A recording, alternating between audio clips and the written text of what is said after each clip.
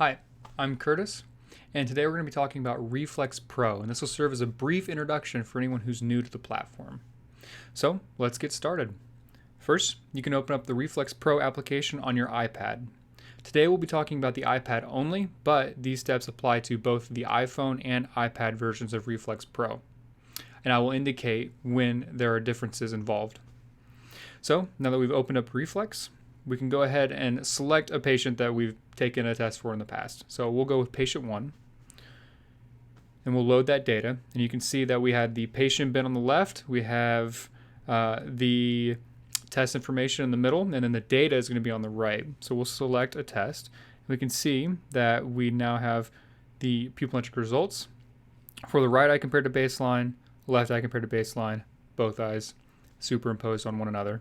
This is a good way to compare key differences from a visual perspective, and then also you can compare the videos in a binocular viewer fashion to see if there's any key differences as well.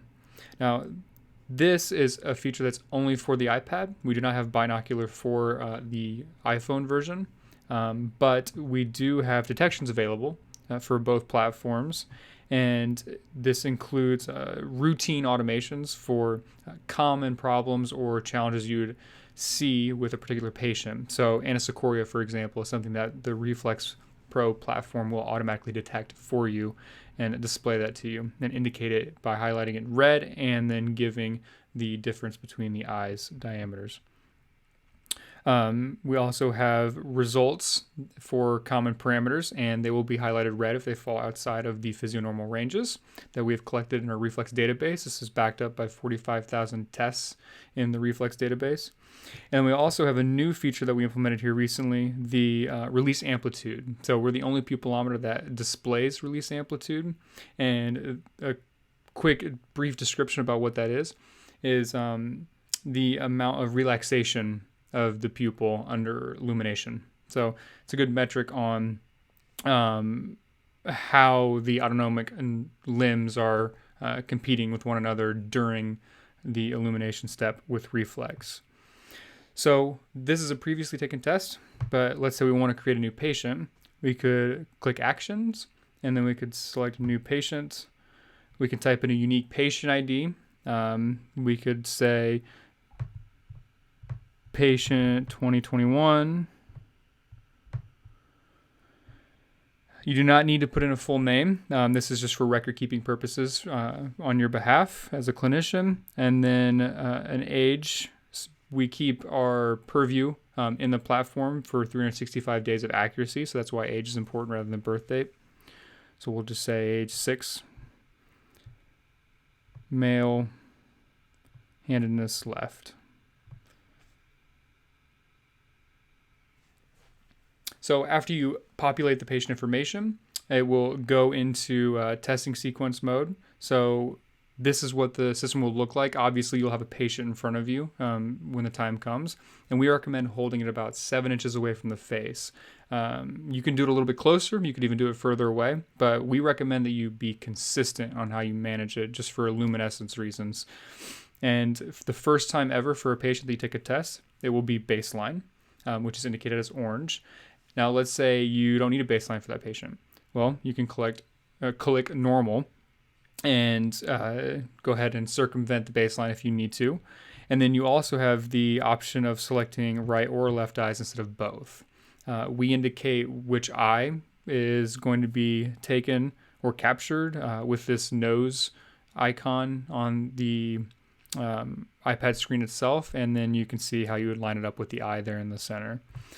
So let's say, we're going to take a baseline of the right eye. You can go ahead and tap the center circle button, and it'll kick on a light. For the pre-configured settings, Reflex Pro out-of-box standard comes with 5 seconds, 50% brightness for illumination, and that is what we call our full constrict mode.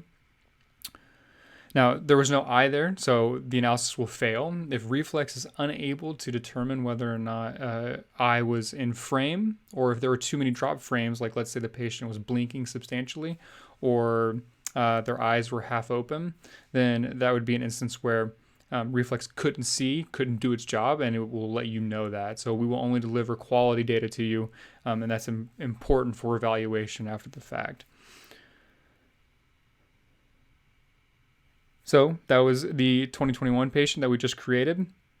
And you can also take additional tests. Once you've selected that patient bin, you can just select take a test, and it'll punch you right into the take a test screen. So that's useful after the patient profile has been created and you need to do subsequent tests.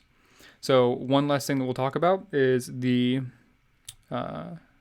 charting aspect for Reflex. So charting is another thing that is only available on the iPad. Again, it is a screen real estate challenge that we are focused on here. So that's why it's only available for the iPad, but any Reflex Pro subscriber gets the option of both. So here you can see that we do color coding for either increases or decreases in particular parameters. Now, there are a lot of patients that we do test under the patient one just for testing purposes on our side. So these are relatively large in nature for deviations and fluctuations, but it gets the point across that there are changes that can be tracked over time as compared to the prior test, which is highlighted here in the top left, or compared to a baseline. So one point in time versus changing points across a patient's history. So it's useful if you're trying to understand how things are changing. This is a great way to take a look at the autonomic activity, and let's just say kind of like a blood pressure cuff sort of way. So this allows you, the clinician, to get a quick check on autonomic activity and then compare that against either normative values or the previous history of the patient. So I hope this has been useful. There are other videos that we have produced for things like near point of convergence testing, and we also have a few training sequences as well that you can go through. If you have any questions, please get in touch with us on our contact page. But in all, be well, and thank you for taking the time for watching the video.